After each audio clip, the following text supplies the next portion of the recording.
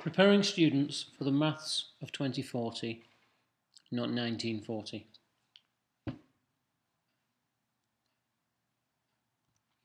Today we're going to be looking at some cool tools, a bit of philosophy and the future, and maybe some discussion and feedback at the end. These are the tools we're going to be looking at: pencil and paper, calculators, spreadsheets, GeoGebra, programming, Mathematica. You'll notice as you go down the list, the tools become more complicated, but they also become more powerful. If you're less familiar with some of the tools near the bottom, hopefully today's talk will inspire you to become more familiar. First of all, pencil and paper. I love paper. I'm in a Facebook group called I Love Paper. I think paper is an incredible resource, and there's nothing that can match it for quickly getting an idea down on paper and getting it out of your head.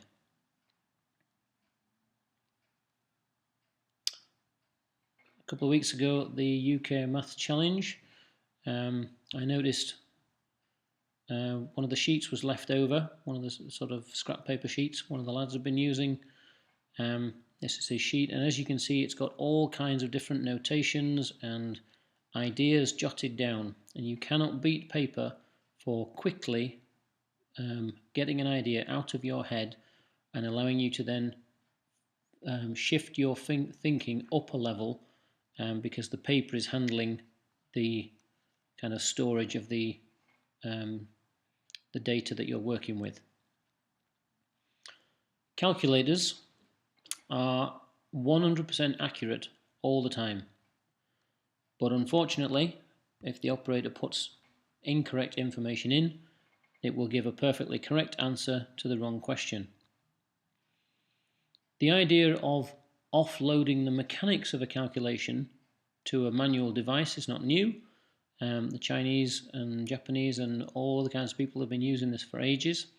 And in the Victorian era, they were making log tables and other kinds of tables by hand, and they were notoriously inaccurate because it's very difficult for a human being to be infallible. So the difference engine was designed to be able to overcome that problem.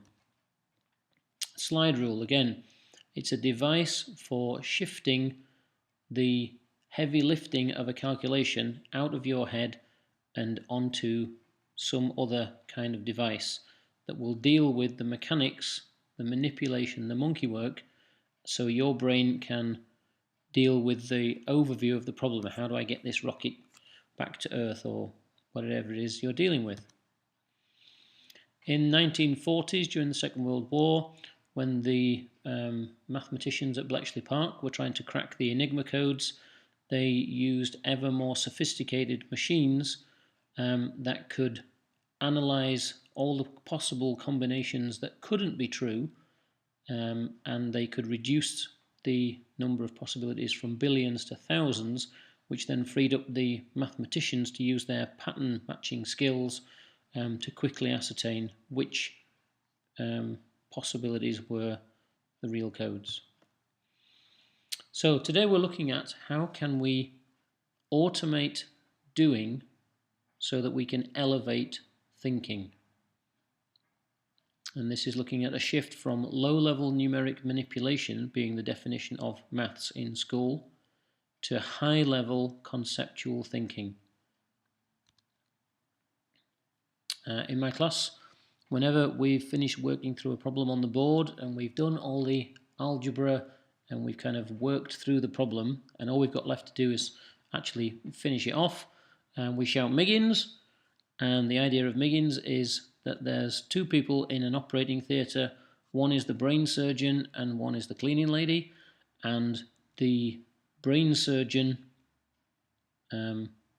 can do the mopping up after he's done the neurological whatever. He could mop the floor and clean up all the blood afterwards, but that would be a poor use of his time, resources and abilities.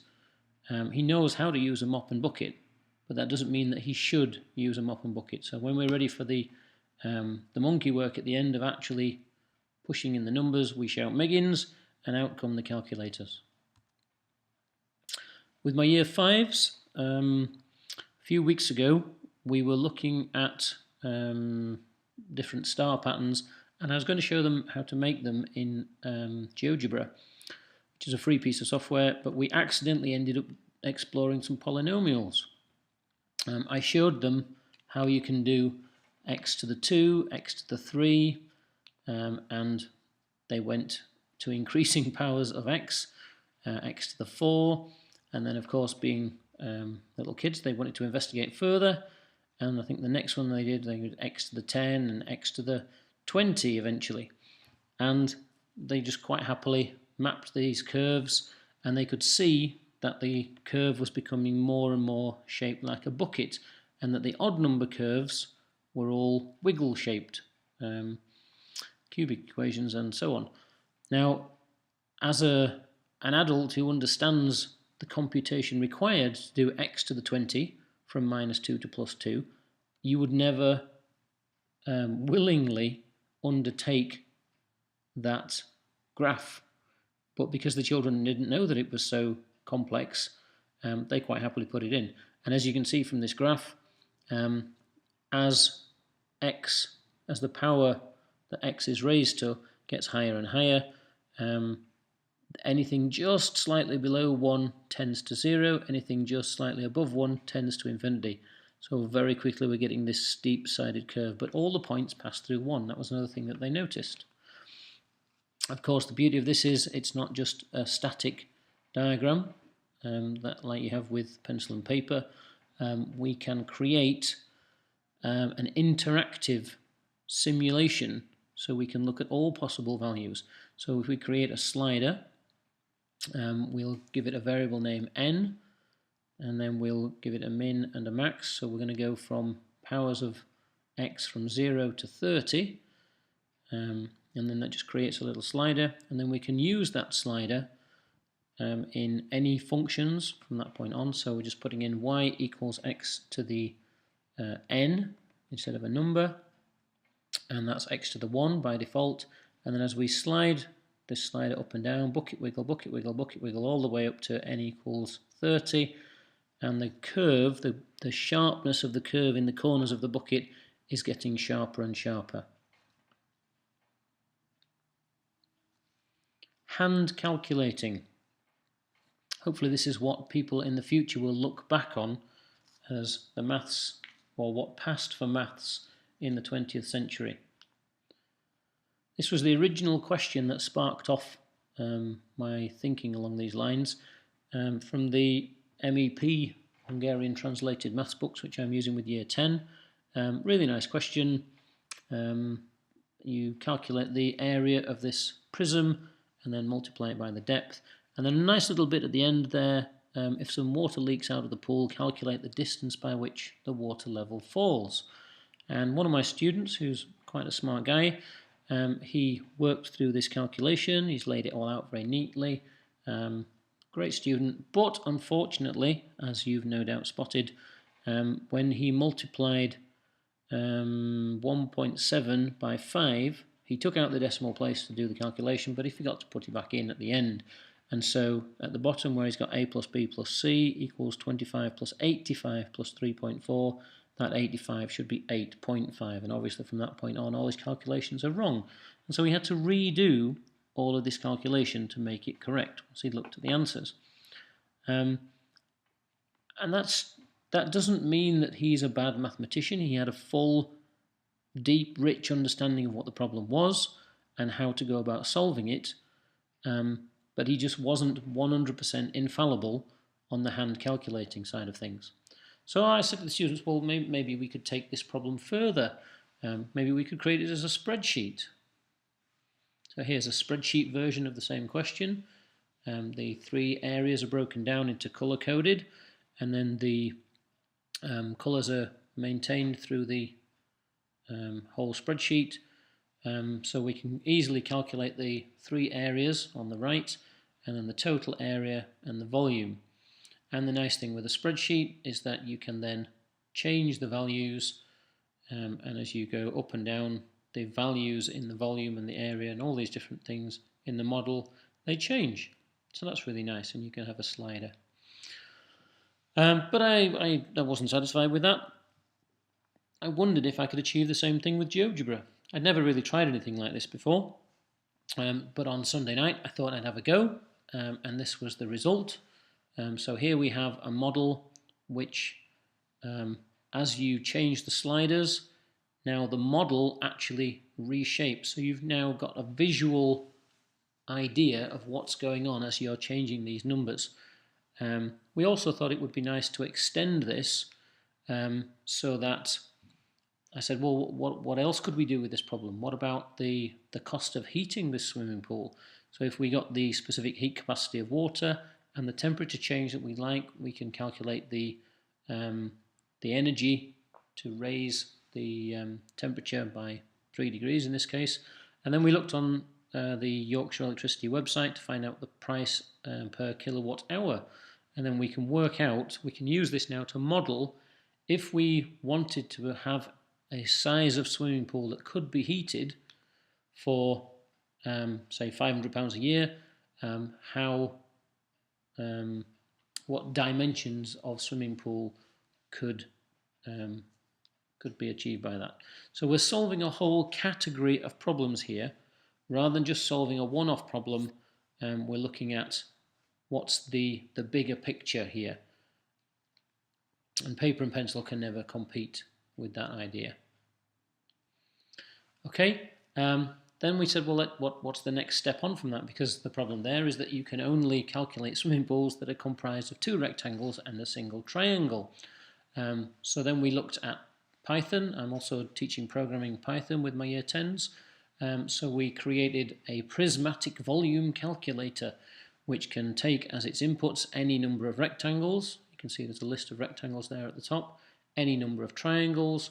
You put in the depth and the required temperature change, a couple of constants for the heat capacity of water and the price per kilowatt hour, and then there's 2 or 3 lines where it works through all those triangles and rectangles, adds up all the areas, calculates the volume, the energy and the cost, and then prints them out in a nice format. Okay, so this is a far more generalized problem-solving tool because you can have any number of rectangles, any number of triangles, and you could extend it to curved sections and stuff like that. But the point is, this was actually the quickest of the 3 simulations, the spreadsheet, GeoGebra, and the Python program. This was the quickest one, and it's the most flexible. We've all been in this situation. You're in an airport, there's a list of flight numbers down the side. If you pick the wrong flight number, you end up in the wrong city. So being very aware of your destination is key to getting to the right place. And so we ask the question, where do I want to be? And we have an idea in our head. This is not just about flying a plane. It could be what do I want to wear tonight? What do I want to eat for tea? Every choice, every decision, every undertaking has a start point and a destination, a desired end appearance. And to get from where you are now to where you want to be, you have to undertake a journey. You have to change something. There's a process that you have to go through to make changes to your world, to make the world look the way you envision it in your head. And in life, you can generalize this process. In ICT, we talk about inputs, outputs, and the processing that is done by the computer, any kind of closed feedback system. What do I have now? What do I want? And how do I move from here to there? In maths, this doesn't really happen. It should happen. It's how it's supposed to happen, but it doesn't happen. The input is list after list after list of similar questions. Jenny's got a bag with 15 different coloured balls in it. Some are red, some are blue. Somebody's picking tickets at the fair. Somebody measured the heights of the children in their class. The children do not have any ownership of these problems. They are not problems that are generated from their experience, from their environment. They sound like children's problems, but they're not these particular children's problems. They're problems that a grown-up has invented to illustrate a mathematical point. When my children were younger, we used to go to the sweet shop with 50 pence, and they had to maximise the amount of sweets that they could get with their money. And if they came out with 5 pence change, you couldn't eat the change, and so in their eyes that was a mathematical failure. So they very quickly became adept at solving this particular problem of how to maximise the amount of money, the amount of sweets, and minimise the amount of money. They cared about the outcome of this problem. If you have no investment in the outcome, if it's just a list of ticks and crosses, if it's nothing to do with your life and you didn't generate the problem, why should you care?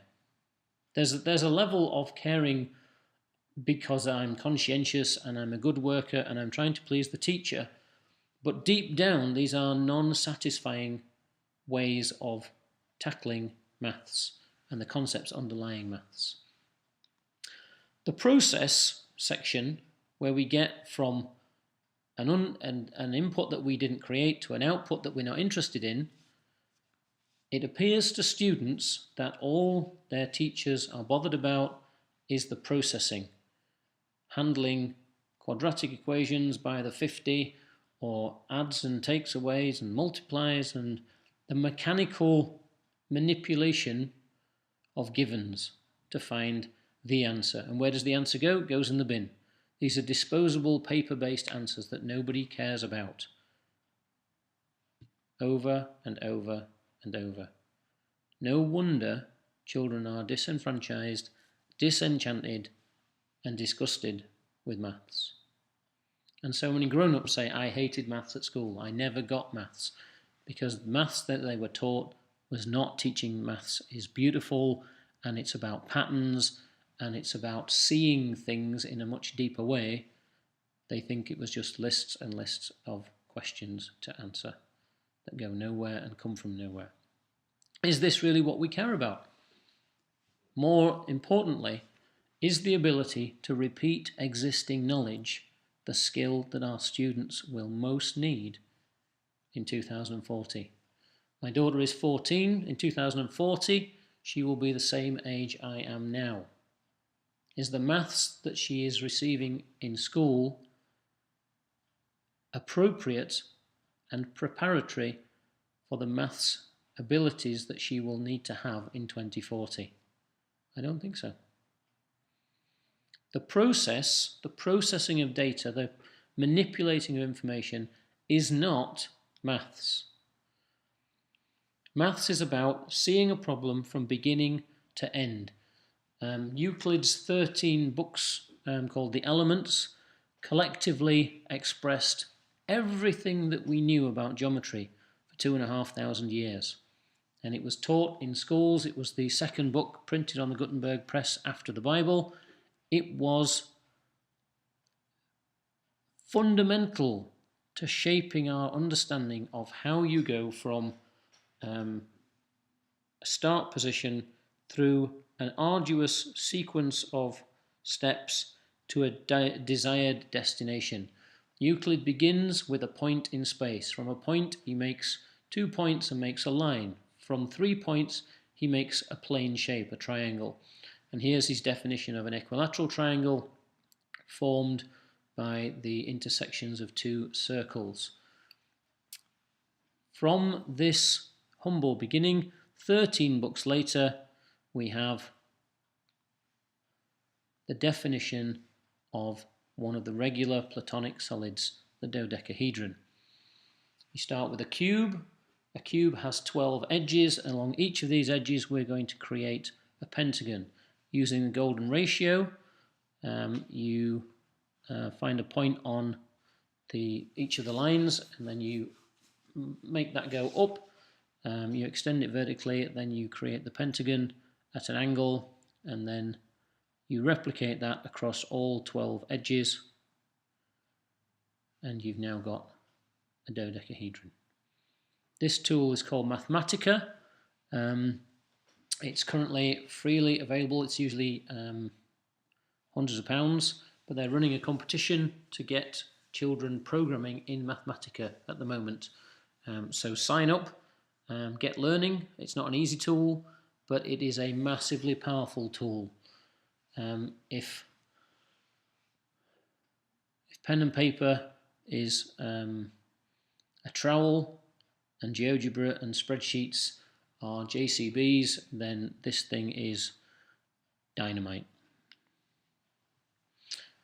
Okay, kids often say to me, is this on the syllabus? Will this be in the exam?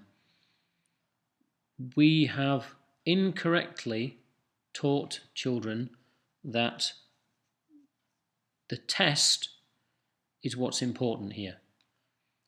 In the same way that you don't spend weeks and weeks and weeks learning to drive in order to have a little pink piece of paper and still walk places, you take a driving license test in order to be able to drive places, in order to be able to use the skills that you have learned. And the skills that they are learning in maths are not the skills they will need for driving around. They are not the skills that are out there in the real world. Maths in the real world is manipulated in spreadsheets, in simulators, in programming aspects. Very rarely, if ever, will you need to do any kind of hand calculating like long division, not least because your boss would not trust your fallible human brain to get it right. Do we want to produce problem doers or problem solvers? A problem solver sees the problem from beginning to end. A problem doer is just nose to the grindstone, chunking through the digits, has no concept of why this is being done. And I think in 2040 that job won't exist because a robot will be doing it far faster and more effectively. I often ask my students, if you think you really understand this, how would you explain it to someone who knows nothing about maths? Maybe your grandmother, or your baby sister, or your Auntie Nellie, or a fish. But far harder is, can you explain it to a computer? A human can always fill in the dots. A human will always say, oh, do you mean it's a bit like... And they will bring their own experience and analogies to their understanding of the problem. But a computer cannot do that. A computer can only do exactly what you tell it. It cannot have an original thought. You are designed, humans are the ultimate creative force, the ultimate creative being on this planet, and yet we reduce our creativity to chunking through hand-churned information. It's not what we're best for. What we should be doing is pickling our thinking. I did this work with my year 10s. We wrote some functions to simulate the initial stages that a child goes through when they're learning to do maths. First thing they learn is how to count, and they learn to count by adding ones. And you keep adding ones until you've counted to the number that you want. So we wrote a function called add one. Then we wrote a function called take one away. Then we wrote a function called count on your fingers. And at the bottom you can see we call count on fingers with the numbers 5 and 4. And then in the middle on line 7, where it says define count on fingers, you put a number in your head, that's 5, and you put a number on your fingers, that's 4. And then, whilst you've still got any fingers showing, line 10, the number in your head, add 1 to it. At the same time, take away 1 from the number on your fingers. You keep going. Once you've run out of fingers, that's the answer. And you can see in the black box at the bottom, that's 5, 4, 6, 3, 7, 2, 8, 1, and 9. This is actually running in, you see at the bottom it says Raspberry Pi. This is a mock-up Raspberry Pi that I've been using with my Year 8s. They've all installed Raspberry Pi on a virtual machine. And then they've installed Python and they're learning to program the Python machine. The reason there's a pickle jar there is that once you have carefully thought through how to do something and program the computer to do it, it will continue to do it forever. It will never get it wrong, it will never get tired, it will never complain, it will tirelessly repeat your thinking every time you ask it to, so you don't have to. So you've got pickled thinking. Programming's really hard though, isn't it? Not really. this is some programming that I do on a Thursday with my Year 5s. We use a program called Scratch, which is freely available.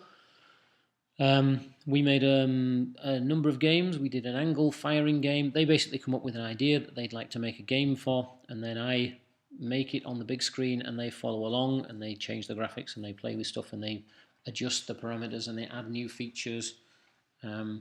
This was a game for multiplying, doing times tables, I think. So the octopus and the squid are having a race, and the I think that's a squid. It asks questions, and then you type in the answers, and if you get them right, you go forward. If not, he goes forward and you don't.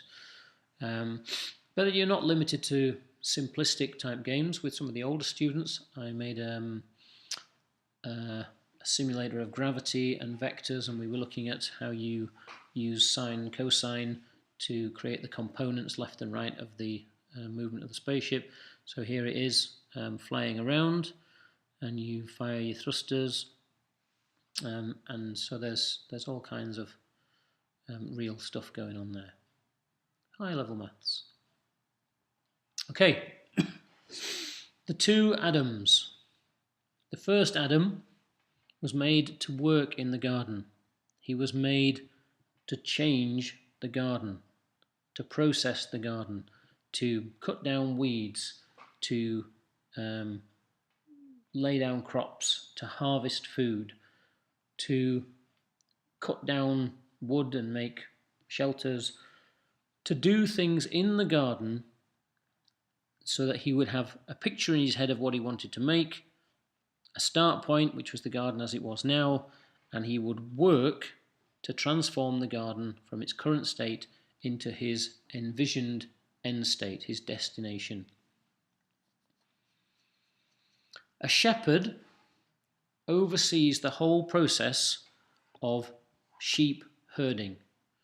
He looks after the sheep, he feeds the sheep, he takes it to good pasture, he keeps it safe from the enemy, he shears the wool, and he takes the wool to market. He's in charge of the whole process from beginning to end. Industrialization, the Industrial Revolution, broke this aspect of a working man dealing with the process from beginning to end. So instead of a cobbler starting with leather and needles and thread and creating a shoe, now all he does is hammer nails into the soles, and somebody else cuts the leather, and somebody else polishes, and somebody else finishes the job, and he has no pride in his work other than, again, with the student who wants to do what the teacher asks and wants to do it well. There's that kind of pride in your work, but you have no finished product that you have an invested interest in. Adam Smith, the second Adam in this story, he was the instigator of this much narrower, process-focused thinking, which did increase productivity, but what you then find is that your workers become disenfranchised, they don't care about what they're doing, leads to sickness because they're unhappy. And Saab, they realized that this was a problem in their factories, and so they changed their working processes so that people would work in small teams of 10 or so, and they would take a car from a bare frame, and they would put in the engine, they would attach the seats, they would do all the jobs as a team, and they would turn out a finished car. And productivity went up, but their workers' happiness and job satisfaction went up as well. What's the future going to be like?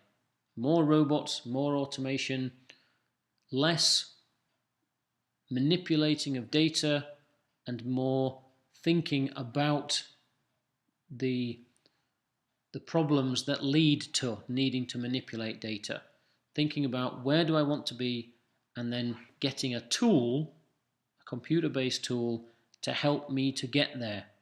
Because the journey is not the useful part. The journey just wants to be accomplished as fast as possible.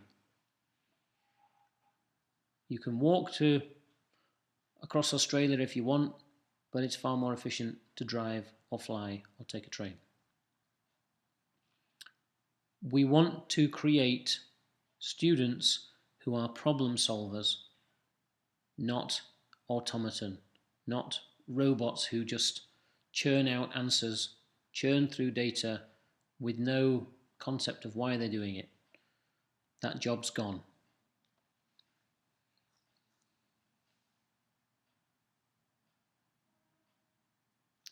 Isn't it great? We have nothing to pay. We have to pay nothing for the barn. Yep, and even the food is free. Facebook and you, if you're not paying for it, you're not the customer. You're the product being sold. If we are going to produce students who are the producers, not the recipients, not the customers, we need to make students who are overseers, who are managing their data, not manipulating their data. When I was a kid, the BBC Micro project and the Spectrum and the Commodore, these home computers created a generation of people who saw the beginnings of programming as a way to manipulate data, as a way to speed up and to understand and to control what was going on around them. Nowadays we have all kinds of great math sites like Khan Academy and Manga High, and there's a new home computer coming out which is aimed specifically at 10, 11, 12-year-old kids. It's called the Raspberry Pi. It costs £15.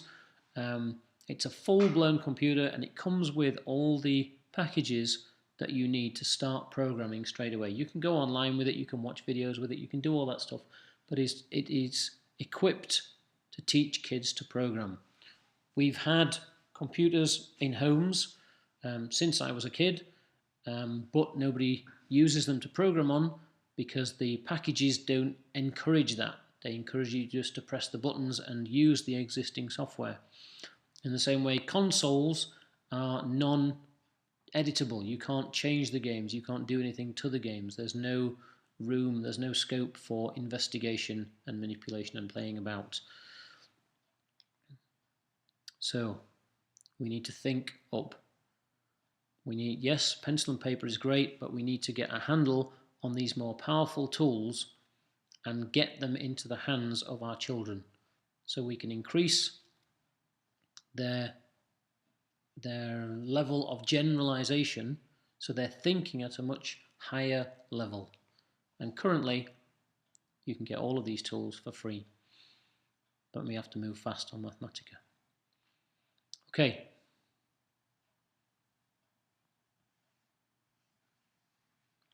If you need any further information, my web address is bxs.org.uk/MRK, Mr. K.